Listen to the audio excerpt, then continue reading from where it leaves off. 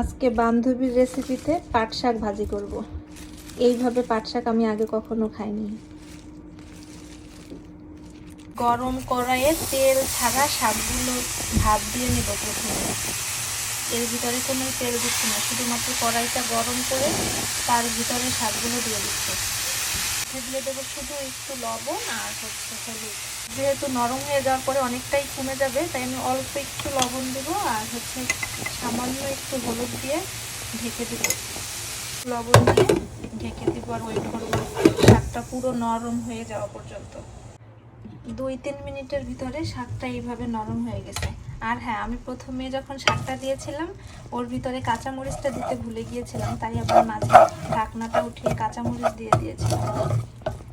গরম তেলে শুকনো ঝাল দিয়ে দেব আর তার মধ্যে রসুন কুচি, এর মধ্যে দিয়ে দেবো পেঁয়াজ কুচি আর বেশি করে রসুন। এগুলো দিয়ে সামান্য একটু লবণ আর সামান্য একটু হলুদ দিয়ে ভালো করে ভেজে নিব এটাকে।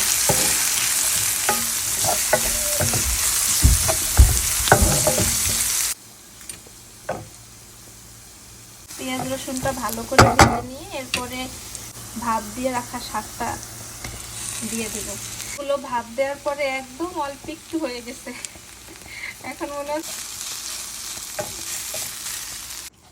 আমার শাকটা একদম ভাজা হয়ে গেছে, আর ভাজার পরে একদমই কমে গেছে। এত কমে যাবে আমি চিন্তাও করতে পারিনি। এই একদম রেডি হওয়ার পরে দেখতে তো দারুণ হয়েছে, এখন শুধু খাওয়ার অপেক্ষা। ঝটপট এটা দিয়ে আজকে খেয়ে নিব। গরম ভাতের সাথে পাট শাক ভাজা